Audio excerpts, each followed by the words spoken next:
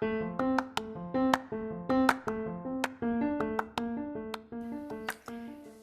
and welcome to Advertising Not a Funny Business.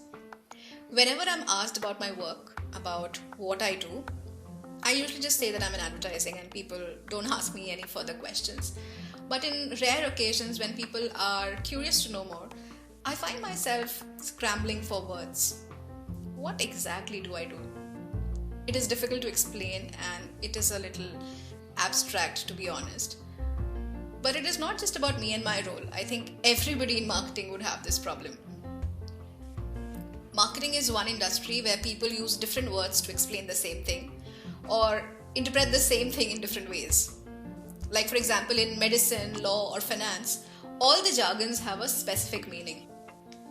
But if you ask a group of marketers to define what a strategy is, for instance, they would all have different answers. Some would call it a plan, the how you would reach your goal. Some may call it the pattern of actions over time. Some may call it a perspective, a vision, a direction.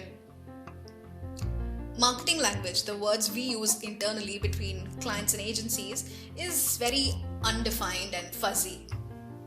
Everybody knows or seems to broadly understand each other, but there's still enough loopholes for miscommunication to happen. So in today's episode, I'm going to talk about language in the world of marketing. It is a broad topic, so I've divided it into three parts: marketing language, brand language, and consumer language. I'll start with marketing language. When I just joined planning, I was quite overwhelmed with all the terminology flying around. I had studied advertising for 5 years, bachelor's and then master's, and yet when I started working, it felt all so new to me. I realized that advertising has their own world of words that make sense only to those who are in advertising and would make little sense to those who are not familiar with what we really mean by those simple English words. So many words sounded so similar to me, but they all mean very different things in advertising. Take for instance the words brand space and brand world. These are two very, very different things in the advertising language, although they sound so similar. I used to be in conversations where I felt lost because do we need a proposition or a positioning? Oh no, we need a brand platform. Or do we want a big idea? Is it for a thematic film or a product film? Do we need a big idea or do we need a unique product truth first? What is the brand concept? Is the product positioning based on the brand architecture? No, you can't use any of these words interchangeably, even if they sound similar. You need to understand the difference and the expectation of the brief, otherwise you are doomed. Yes, I'm talking about the classic case of the doomed brief. Two Australian strategists initiated a project recently called Better Briefs. It represents the opinions of over 1,700 marketeers and agency staff from over 70 countries. 69% marketeers and 73% agencies agreed that rebriefs happen too often, leading to loss of time, money, and fueling frustration on both sides. In fact, most of the times, especially in pitches, it is not the most creative idea that wins the pitch or gets selected for the campaign. It is the one that is closest to what the client brief was, or client's perception of the brief was. Most often people don't get the brief right. It is not just about jargons, it is also about how we articulate things in advertising. I remember as a newbie planner/strategist, I was frustrated by what can and cannot be called an insight. Oh, that's not an insight, that is just an observation. Oh, that's not an insight, it's a research finding. No, that is not an insight, it is truism. What is an insight after all? I felt really lost. An insight is believed to be an insight only when it is articulated like an insight. It must show an emotional conflict. What's the problem? What's the need? It should have an implication. It should answer the so what? What happens as a result? And it should leave you with an aha feeling when you can connect the dots and find a way your brand can actually resolve this human conflict. That's when you have an insight. I would love to give you an example of this, but that would be another long episode. I just wanted to illustrate how complicated marketing language can be. Funny enough, effective communication is what we are meant to do, but we often fail to understand each other. So for marketing to become more effective, first we need to start from communicating effectively among ourselves so that our briefs and discussions become more single-minded and not distorted by interpretation. From marketing language, now let's move on to brand language. Unlike the undefined, complicated, fuzzy marketing language, brand language is supposed to be very precise. It is like a constructed language that is meaningful in the context of the brand.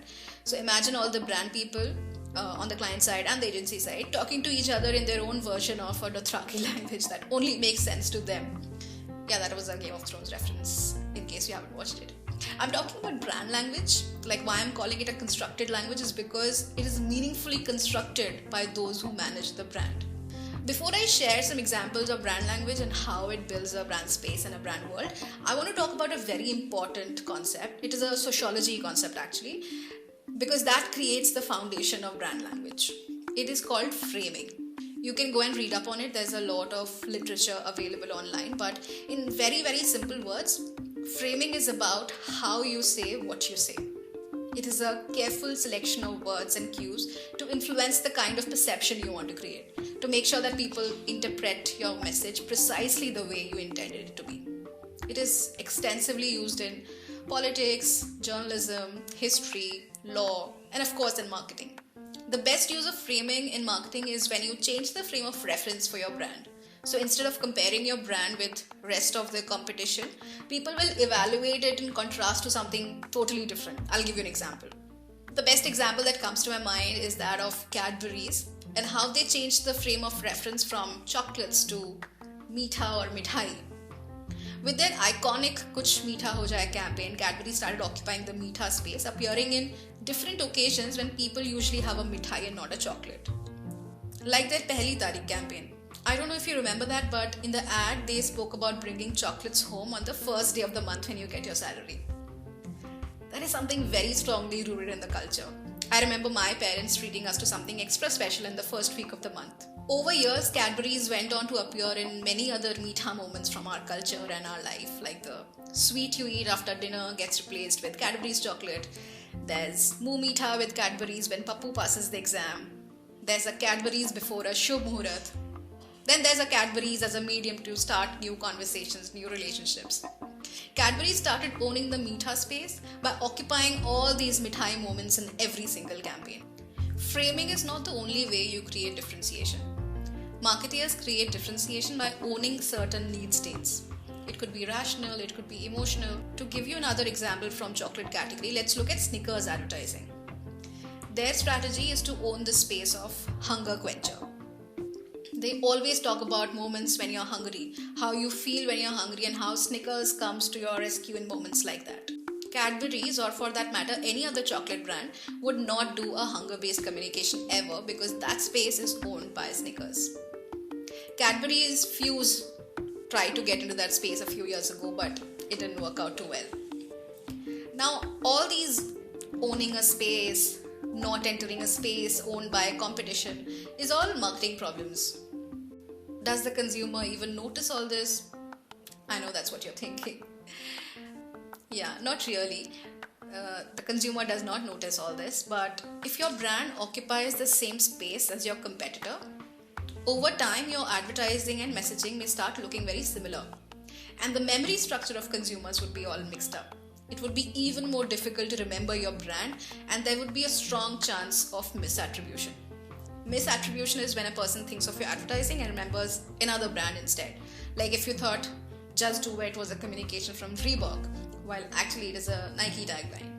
So that is why it's very important that you occupy a very unique space that cannot be associated with your competition. Anyway, so how do you really own a space in consumers' mind? How do you own certain words that get stuck in people's mind with respect to your brand? That is where language comes into play. Having a brand language ensures consistency in the way you talk about your brand. The words you use, the colors, the visuals. That is why brand language is very specific and nuanced. Having squeezed every dimension of this meetha narrative and having established Cadbury's as a legit meetha in Indian culture, the brand has now moved on to the space of being generous and considerate of others with Kuch Acha Ho Jaye. They built an emotional ladder linking the functional aspect of something sweet to doing something sweet for someone else by being generous or thoughtful. But it is all very specific and well defined. If by kuch acha ho jaye, Cadbury's version of achai is generosity, for instance, their communication will always be about an act of generosity and not an act for kindness, for example, which is another type of achai. So you would never see a Cadbury's film where a kid is helping a puppy cross the road and being randomly kind. That is a film on kindness and not necessarily generosity. That is how brand language becomes important, because it ensures that your brand remains consistent and is not diluted with different meanings and interpretations. They want to establish that achai that they mean in kuch acha ho jaye is generosity and nothing else. Martin Lindstrom, in his book Brand Sense, talks about an extensive research carried out by Millward Brown demonstrating the strong link between the words magic and kingdom with Disney. That is the power of brand language. Brand language builds memory structures and helps to create recall for the brand through strong associations. These associations could be words, colors, music, tonality, emotions, visuals, whatever pops in people's minds when they think of your brand. Like for example, Thumbs Up's tagline, Taste the Thunder. They've used it over the years with the brand name and an audio mnemonic. You know how it goes, right? Thumbs up, taste the thunder. So there's an audio mnemonic and the brand name is plugged with the tagline. Thumbs Up doesn't use the line Taste the Thunder as extensively anymore. It has become part of the logo unit. Now they're building the thunder space, giving it more meaning with new campaign lines. So over the years, Thumbs Up has taken forward the thunder idea with Hindi rendition of thunder as Tufan, saying आज कुछ तूफानी करते हैं, मैं हूँ तूफानी, तूफानी इरादे, and now their latest campaign line is तूफान वही जो सब पलट दे, talking about underdogs and how they prove their detractors wrong. That's been quite a journey from being an out-and-out, thrill-seeker brand to now a more consumer-centric space of being a challenger. And yet the DNA of the brand is that of a risk-taker that has remained consistent. While Cadbury's in India has been very consistent with their communication over the years, building a powerful brand language through Kuch Meeta Ho Jaye, and Thumbs Up has continuously added more meaning and meat to what thunder as a word means in the Thumbs Up universe, some brands feel the need to keep changing their tagline to stay relevant with the times. But even in changing all these campaign lines, the brand remains consistent, and I'll show you how. I'll take you through the entire journey of Coca-Cola taglines, showing you how all of those taglines may sound different on the surface, but it is all a very careful selection of words to own a certain emotional space. I checked out all their taglines starting from 1886 to 2021, and the latest tagline called Real Magic is their 59th tagline as per the list on Wikipedia. Yeah, that's the source of this information. But I'll also compare the global campaign lines and how they got rendered in India around the same time. Fun. Okay, so their initial taglines were more functional as expected. Like I'm talking about the late 80s and early 90s. They were mostly about refreshment, which is the category code. There were lines like Coca-Cola revives and sustains. This was in 1905. In 1921, they introduced Thirst Knows No Season to transition Coca-Cola from a summer drink to a drink that can be consumed all through the year. In 1923, they said, Enjoy thirst, followed by Refresh yourself in 1924. After that, the tagline changed almost every couple of years, talking about refreshment, about the taste, about how well it goes with whatever you eat. Then in 1969, Coca-Cola created the iconic line, It's the Real Thing. This was part of a full branding overhaul that codified the iconic red and white color scheme and the swooping ribbon around the classic shape of the Coke bottle. The highlight of It's the Real Thing campaign came in 1971 when Coca-Cola released a TV commercial most often referred to as Hilltop. And if you watch the show Mad Men, I'm sure you can visualize what I'm talking about. This ad featured a multicultural mix of young people standing in the green grass on a beautiful day and singing that they'd like to buy the world a Coke. There's a story on the internet on how this campaign originated, and I'll share that with you. Bill Baker, the creative director on the Coke account, had his flight to London diverted by fog, and the plane had to land in Shannon, Ireland. Baker noticed the other passengers who were irritated at first over the unexpected delay. Now they were bonding with each other over bottles of Coke in the airport. Remembering those moments, Baker says, and I'm quoting now, "I began to see the familiar words, 'let's have a Coke,' as more than an invitation to pause for refreshment. They were actually in a subtle way saying, 'let's keep each other company for a little while.'" When Packer finally got to London and he showed his team what he'd scribbled on a napkin, it said, "I'd like to buy the world a Coke and keep it company." After the 1971 campaign, It's a Real Thing, the real narrative went on for quite some time. So there were other campaign lines from time to time like "have a Coke and a smile." This was in 1979. Then there was America's Real Choice in 1985. Can't Beat the Real Thing in 1990. Consistently focusing on how Coca-Cola was the real and only cola drink in the market. In 1999, Coca-Cola released a campaign called Enjoy. This was just a few years after Coca-Cola's legendary re-entry in India and the new wave of Coca-Cola's television advertising in India. And I'm sure you would remember there was this Hrithik Roshan and Aishwarya Rai ad with the tagline, "Jo chaho ho jaye, Coca-Cola, enjoy." So I guess that was the regional interpretation of the global tagline, "Enjoy." After that, Coca-Cola India market had tons of great taglines like the iconic "Thanda Matlab Coca-Cola," which went on for many years, and I think it's like the version of America's Real Choice, that when you think of Thanda, you think of Coca-Cola. And I'm sure you would remember all those Amir Khan ads where he came in different avatars, sometimes like a Haryanavi person, sometimes a Hyderabadi person, a Bihari person, a Nepali person, a Bengali person, each time reiterating that the real Thanda is Coca-Cola. Thanda matlab Coca-Cola. By 2006, globally, Coca-Cola had moved on from the real space and enjoy space to a new tagline which said Coke side of life. That is when things started becoming magical in the world of Coca-Cola. The Coke side of life is a life where there's optimism, there's happiness, and things always have a way of working out in the end. In 2009, 3 years after the Coke side of life, the global tagline got changed to the iconic Open Happiness.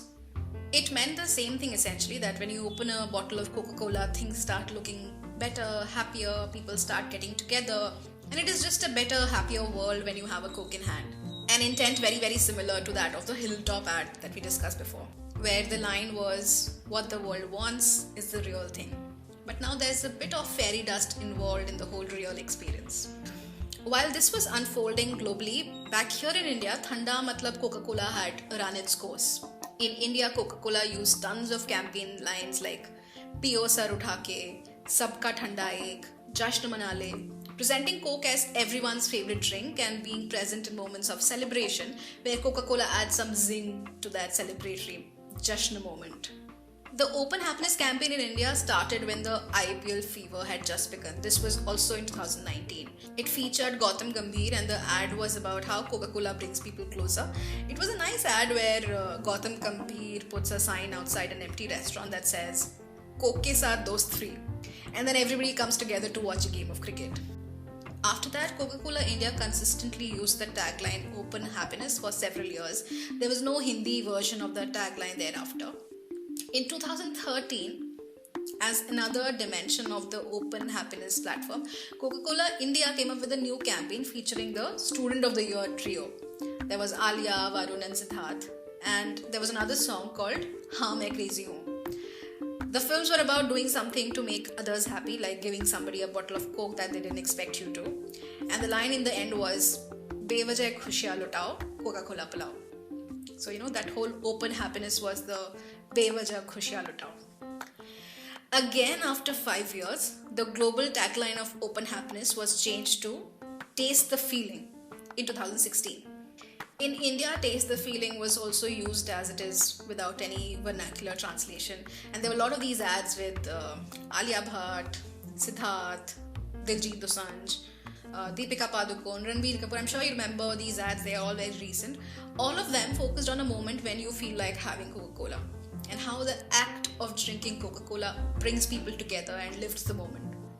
In an instant, almost magically. These were those lift ads, remember, where Deepika gets stuck with another guy who's the waiter and he's carrying a bottle of Coke.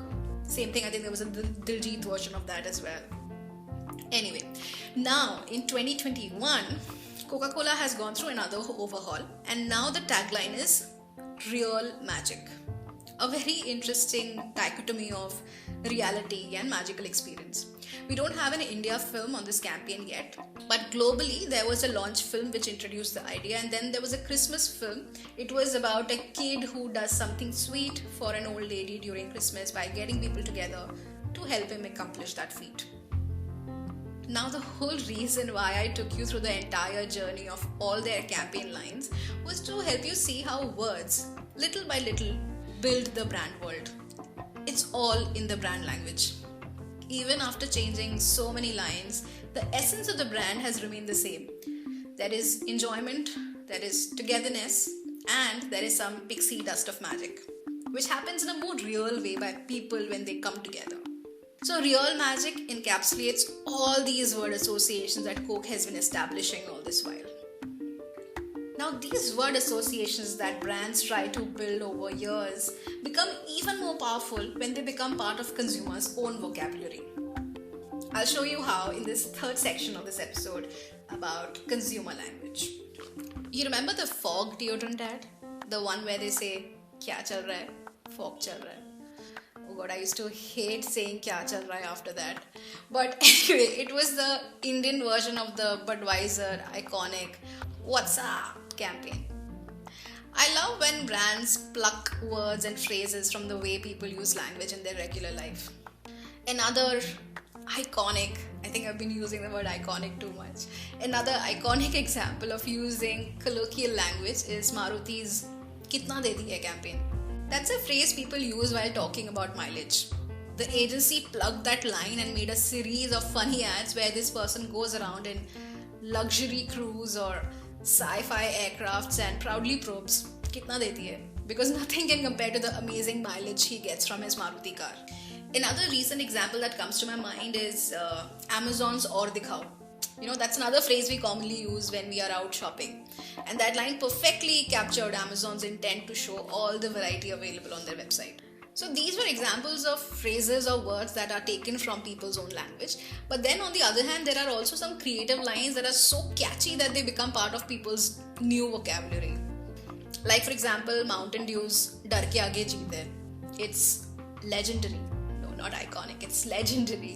I've heard it being used so many times when people are doing scary shit. Almost like a motivation clarion call. Then there is Fevicol Ka Jod, Tata Sky's "Jingalala," "Melody khao khud jaan jao." People use these lines to convey how they are feeling in their real moments of their life. Another way brand language transitions into consumer language is when brands become verbs. Brands literally enter the grammar of people's language. For example, Googling, or Paytm's tagline, "Paytm karo," or how we would used to say "Let's Skype" when Skype was popular. Then there are brand names that are used in place of the category names. For example, Xerox, Botox, Photoshop, Velcro, Bisleri, or Fevicol. People use brand names to mean the category. The downside of this is that people would not realize if they are using Fevicol or Vamicol, as long as it functions the same way. In India, brands use English or Hindi as their first language, which then gets translated into other regional languages. Some global taglines get reinterpreted to Indian languages like we saw in the case of Coca-Cola. But then there are some Hindi lines that just don't have the same effect if you translate it. For example, Asian Paints "Har Ghar Kuch Kehta Hai." Again, another iconic line. In English, it can be literally translated to "Every home has something to say," which loses all the emotions of the Hindi line. Even "Kuch Meetha Ho Jaye" does not have the same effect as "Let's have something sweet." What I love about this line, "Kuch Meetha Ho Jaye," is how the syntax of the line is so colloquial. The "ho jaye" part. It is quite different from the way, for example, Coke used it when they said "Jo chaho ho jaye, Coca-Cola enjoy." In case of Coke, ho jai was just part of the grammar. But in case of Cadbury's, ho jai is an emotion. It's a celebratory remark like, let's do it, ho jai. You know, like how when you're in a mehfil, like how they show in movies, somebody will ask a person, ek gana ho jai. Or when it's raining and you say, ek cup chai ho jai. You know, something like that. Ho jai is filled with meaning and very culturally nuanced at that. I love it. Okay, this is turning out to be a very, very long episode. Language is a very broad subject and I've only touched one little tip of this iceberg. So this episode is titled, Can You Own Words? The answer to that is of course yes, but only if you're consistent with your choice of words. If you keep building the brand world with the right cues and keep building the conceptual space that your brand stands in. These words, this language then becomes your brand asset. A distinctive asset that you can truly own for a long time.